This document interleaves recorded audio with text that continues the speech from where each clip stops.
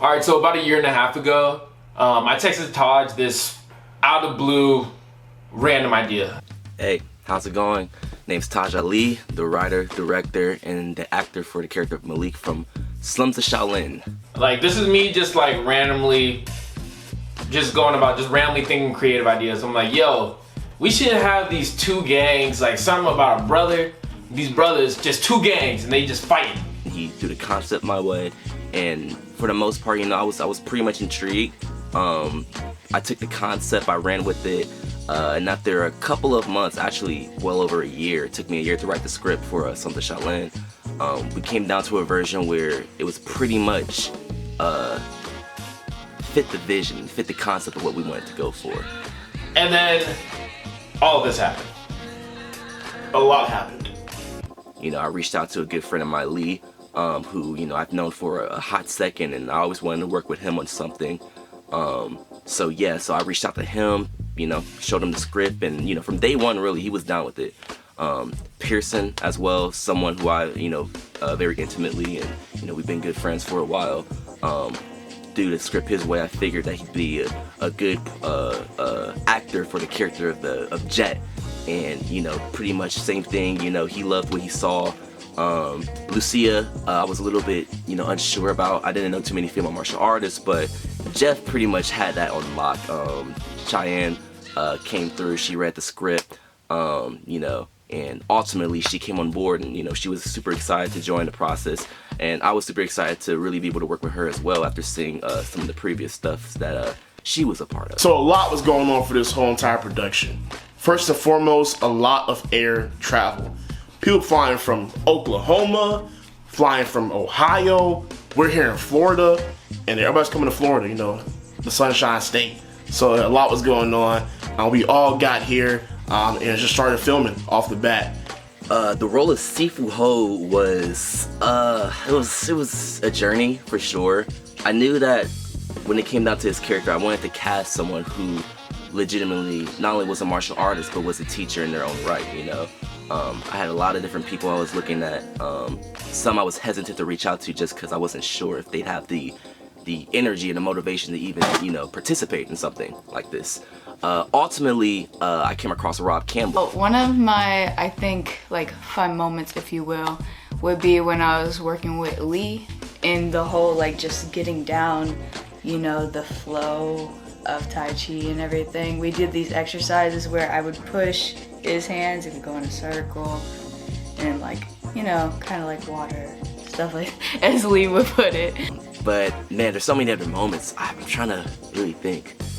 I will say from this most recent shoot from earlier this year, there's a shot after my character and Jeff's character's fight where we kind of go back to reality, and it's the shot where I'm kind of leveling myself, I'm picking myself back up from the ground, I'm kind of leaning against the wall, and in that shot there's literally, you might catch it for a split second, but my eyes just quickly dart a certain way, and that's because there was a literal cop sitting behind the camera watching us.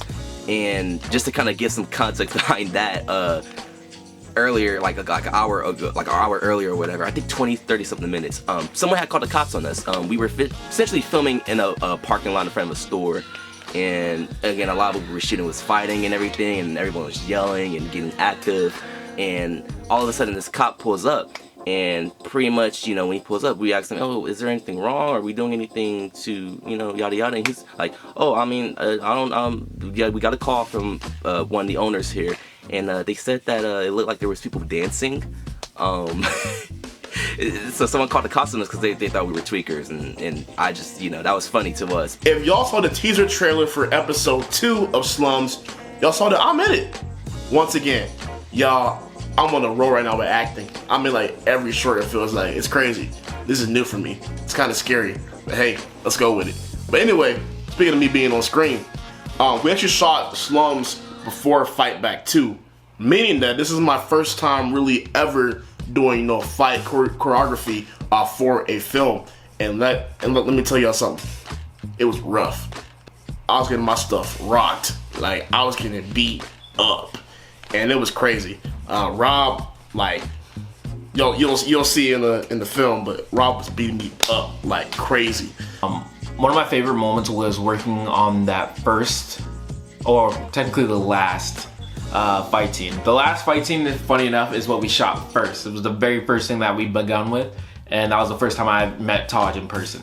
With a project like this, which is pretty low budget, it was kind of tough to fully get everyone together. So a lot of what we did with the pre-production process in terms of putting together the choreography and previs, I reached out to a lot of dope stunt people, state lines, basically over state lines, just from different cities, Dragon Lords, who, they're based out of Canada. I reached out to them to come on board to help out with one of the fight scenes, and, they were pretty much, they were pretty much all for it, and the material that they developed was fire.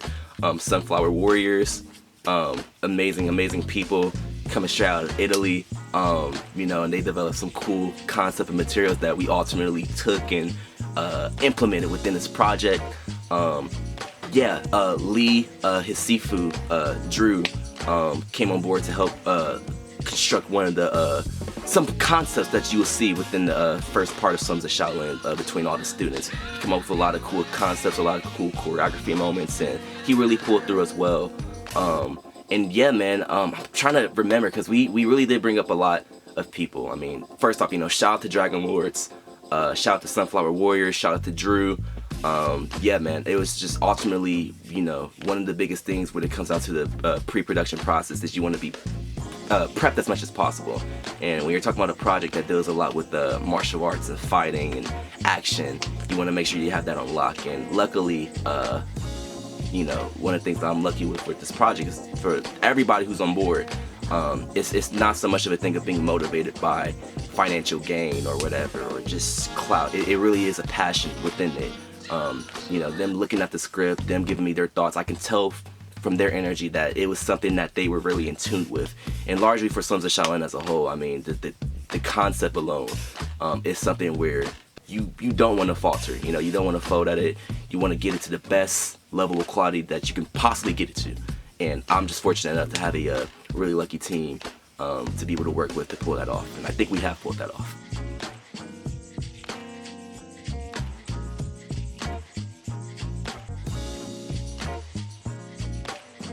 In Slums, I played a character, Lucia. So Malik, where do I start, My name is Rob Campbell, and I play Sifu Ho in the Slums of Shaolin. Hello, my name is Lee Johnson. I play Khalid. He's a fun character to play. So obviously in this film I had the chance to play Raheem. So Sifu Ho is a very dynamic character, and at the end of the day, he's a character who's kind of trying to atone for his past. She's the only girl, obviously, so she has only more problems of her own. With that even said, so going around with all the boys and everything and then fighting them, she has this strong will to just keep going and keep learning and trying to do her best to be on top, basically. Jiu-jitsu, capoeira, that's fun to move around with, and I'm really proud to be a part of Slums of Shaolin, and I'm honored that the team is putting so much work into this effort of creating this film. So I'm excited to see what comes next. So at first, it took me a little minute to step into Raheem's footsteps, put myself into his shoes. I think that it felt very uncommon for me to be in that spot playing that character. But once I really took a step back and I actually felt Raheem's past, and I thought about the character and how his future was gonna play out, to me I felt more and more at home with this character. We pick up with him in this first part of Slums of Shaolin. It's clearly been years since he's been in his home city, the slums, and when we see him on that parking garage, it's clear that this is a character that's very distraught, grief-stricken. He's carrying a lot of baggage with him, and it's a tough thing for him being back in the city, because there's clearly something that happened in the past that's just it's getting to him, the energy, the vibes, everything is just it's almost torture. In order to atone for his past, and then he begins to train the next generation of young guns in the slums. So on the surface, he seems calm, cool, collected, and accommodating, but he really is struggling with his past. We kind of see how that stoic exterior slowly starts to get cracked. And the last straw is ultimately in that final fight where he confronts his brother Raheem, and you know, there's a sense of just gravity and weight to that. And I hope I sold it this way, but just for Malik, it was something that he thought he was ready for. Maybe not so much that, just maybe more so like he was dreading it, you know? Like maybe the last thing he wanted to know was what happened to Raheem. You know, he says a line where it's like, oh, you're alive and everything, like it's a sudden relief, but then it's also that immediate realization of, oh shit, but then this is ultimately where we're at right now, and stuff is bad. So there's a certain gravity to that.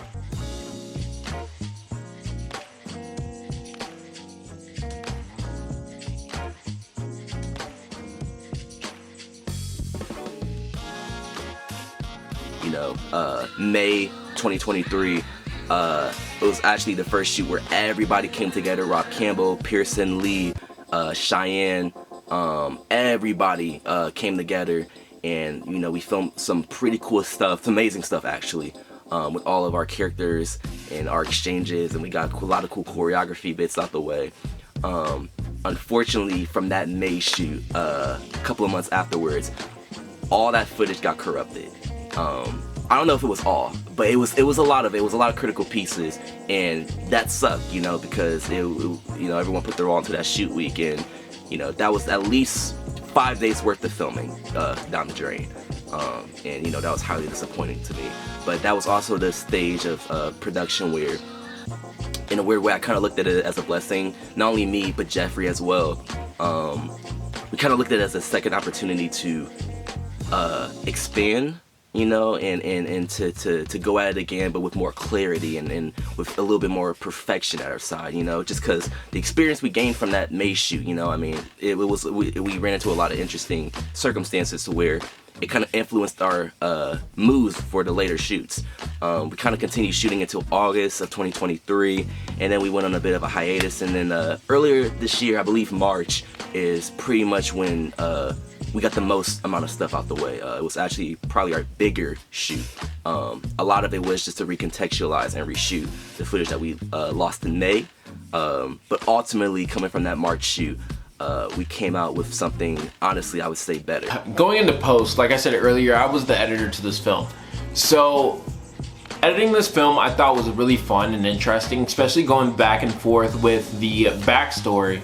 And I felt like the vibes were like perfect, especially with that music and everything like that. Having that color grade and the way that the VHS tape kind of looked, I thought that worked perfectly. But along with that, I also liked the way that the color grades ended up coming out for like the main sequence. So if you see in the beginning of the film, like the first sequence with Malik and everybody else, it's a very warm sequence. But as soon as Raheem hits the screen, we ended up shifting to a cooler feel. So that is like visual storytelling for you guys to like, oh no, something's gonna happen. For the elements I did with the score, I kind of combined some influences from old Kung Fu films from Hong Kong, you can say, and a little bit of 90s New York style rap like Wu-Tang, Nas, and all that stuff, and kind of made a blend of it all together. Now, for episode 1, it was a very small sample size of what you guys are going to see for the future of the series. And as we go further on with our characters and the overall story develops even more, the music will do the same. Also in the film, playing around with the music, we had some music by Teddy Harris, of course, our very own Xavier Harris. And then we also had a lot of music that we had permission from Nate the Great to use. So that was really fun to use, really fun to play around with. One thing that I loved in the edit is, or not even just in the edit, just in general, is sitting here watching Xavier work on this music. Make sure the beat's up, making sure everything's nice. We getting everything right in the studio. So, hey, we was getting it right. So going back to Slums, Taj's overall world building was just like immaculate, man. The overall like dedication that was put forth for this whole entire project was shown at the forefront. His dedication towards like creating these different characters, having different emotions, different overall character motives throughout the whole entire only first episode was just like A1. The detail that he put into the whole entire project, and y'all will see soon with the later episodes in the series and whatnot. So shout out Taj, love you, man. We are so proud to be a part of this project, and we can't wait for the future. So, especially from me and Todd just being cool, and to like meeting him in person, and then doing all this stuff. Now we've been cool for like 2 years, 3 years now, or something like that. That's my dog. Shout out Todd. But yo, like this whole entire, like what Xavier said, like the world building and everything like this in this film really was pushing the boundaries of everything that we did. And this is, mind you, this is Taj's first film, and he financed it himself, and everything like that. Obviously, we used most of our gear and stuff like that, but we were basically there technically, like technical wise, how letting them know, oh, hey bro, this is how the shot will play out. Oh man, maybe we should edit it like this, stuff like that. But directing wise, the vision wise, and storytelling wise, that was all him. And that's like incredible how he did that with like the very minimal experience he had. And it was like really impressive seeing him almost unfold as a director. You saw him learn. Me, personally, I just love the fact that we got a whole cast and different people that we haven't met before. Obviously on HT we have like familiar faces, but this is like a project where we had different faces, different techniques of every kind, to be honest. And like learning new things, like I learned choreo that I haven't done ever, to be honest. But like the collaboration, like everyone just clicked together, to be honest. Yeah, so I mean, overall, I mean, you know, as my first directorial debut, this was a real learning experience, honestly. Working with HT, guys who are infinitely more experienced in the art of filmmaking. I was lucky enough to work with a humble enough team to, and also just a team who was really, you know, forward and transparent with what I was trying to give to them. Like, you know, because when it comes on to filmmaking, there's a certain level of communication. There's a language you have to learn within this world. And it was definitely a process for me, but ultimately, you know, communicating my thoughts, my visions to Xavier and Jeff, and just like talking with them, and then also bouncing back off of their ideas and their concepts, and then applying that to the overall project. I mean, overall, man, like I said, it was a really humbling experience for me, and just as a filmmaker, there's a lot of core lessons throughout this shoot that I'm taking with me for future shoots, you know, or whatever other project I do in the future. Yeah, so I'm just really grateful, and I'm really proud to have been able to put this out there. I also want to, you know, thank you guys for checking out Slums of Shaolin Part 1.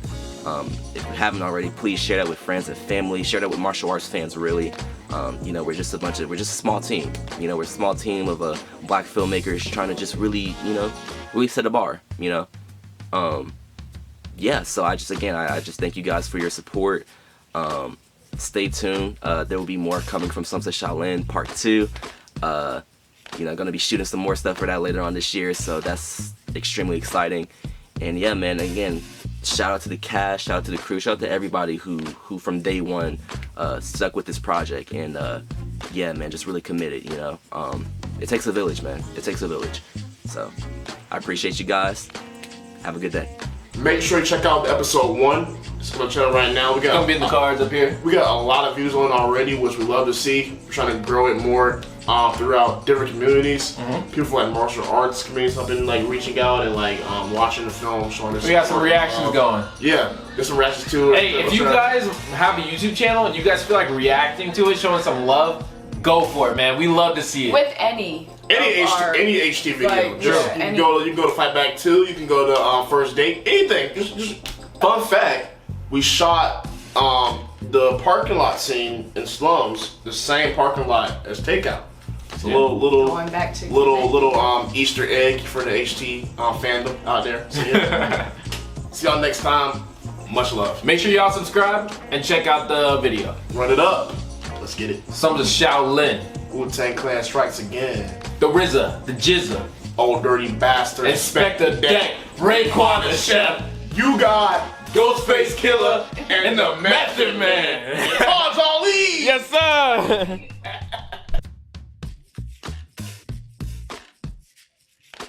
Move, Xavier. No, I'm saying like move, like. On this night where we celebrate the birth in that little town of Bethlehem, we raise our kind of a lead, but not really. I'm like a co-lead type. You don't have to get like they don't fall like I think it's up to where you're trying to say like your full body. Hey Lee, move a little bit for me. On different birthday, I said you're gonna catch Roadhouse for real with everybody and eat and chill. Oh. But you made it really obvious. Yeah. Now looking back on it now. So, like, we was in the car just talking and she was like all close. I was like,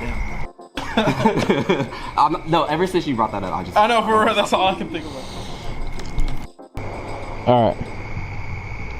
3, 2, 1, action. You ain't the only one with eyes in the city, ninja. Alright, one more time. Alright, 3, 2, 1, action. You ain't the only one with eyes in the city, ninja. Alright, do it one more time this time.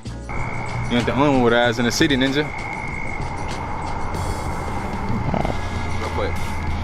So if you're gonna do that nose slide, so just start off with like, you ain't the only one with eyes in the city, ninja. Because if you're talking while you do it, it's gonna get muffled. Okay. You know what I'm saying? Yeah. So it's like, you ain't the only one with eyes in the city, ninja. You know. 2, 1, action. You ain't the only one with eyes in the city, ninja. Alright, one more time. Alright, 3. Nigga. I know he did. He was holding it. He was. 1, action. Fuck you! You think I'm afraid, huh? Wait, cut. Sorry. He was going in. Were you gonna laugh? Is that what happened? For the focus, I got 3, 2, 1, action. Y'all are both so fucking stupid. Y'all really want to do this? Fine, it's whatever. All right, y'all can see me right here, right now. Let's do it again. 3, 2, 1, action.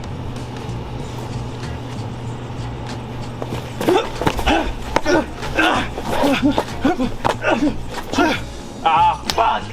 All right, set. 3, 2, 1, action.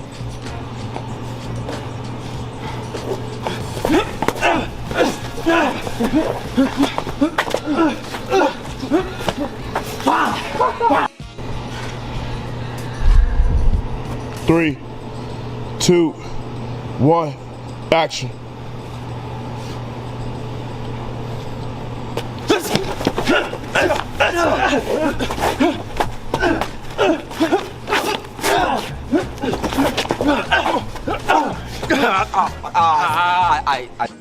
All right, set. 3, 2, 1, action.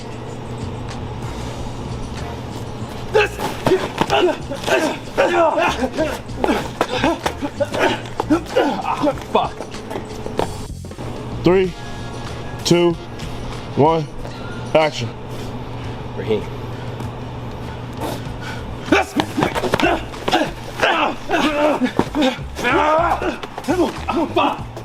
I just want.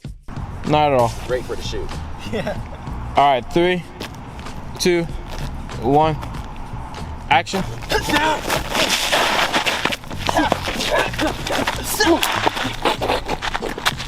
No, the glasses.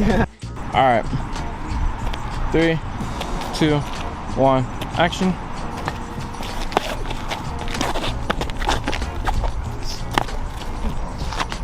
Great. A lot more heavier. All right, set. All right, 3, 2, 1, action. Cut. One more time. Let's see it. What? The shot? Yeah. No. It's not good. Okay, stop it and then start it again. You got it.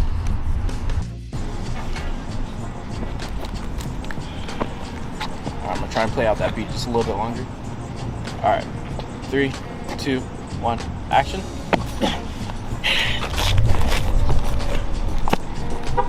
Okay, let's see. Picture of this, but I don't want my phone.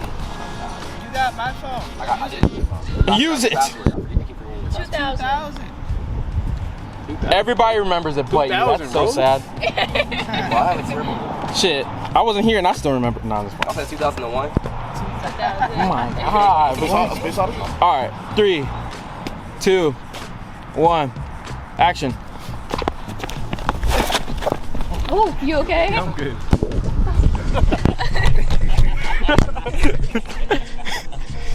Yeah, just. Tosh did the same thing in the Look previous. at all these balls. Alright, 3, 2, 1, action.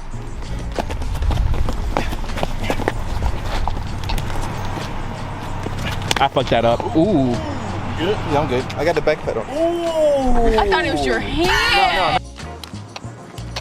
Alright, 3, 2, 1, action.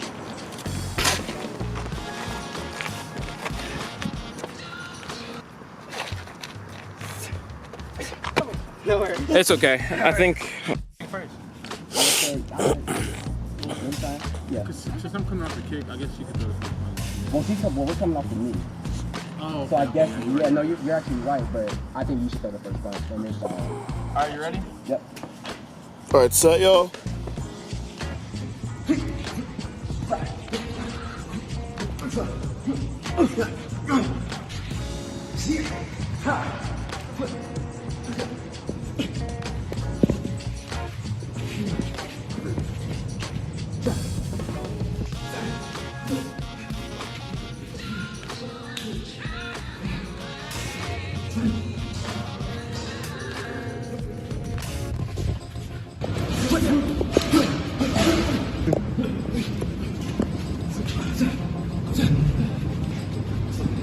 Two, one, action.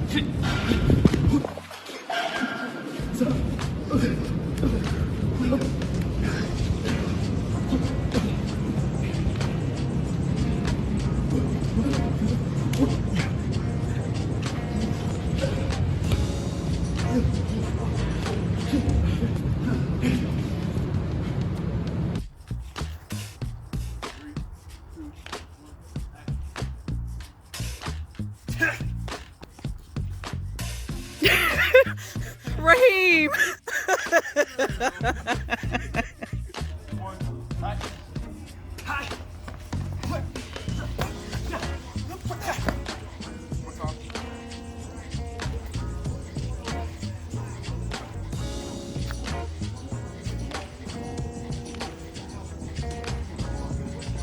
Set. 3, 2, 1, action.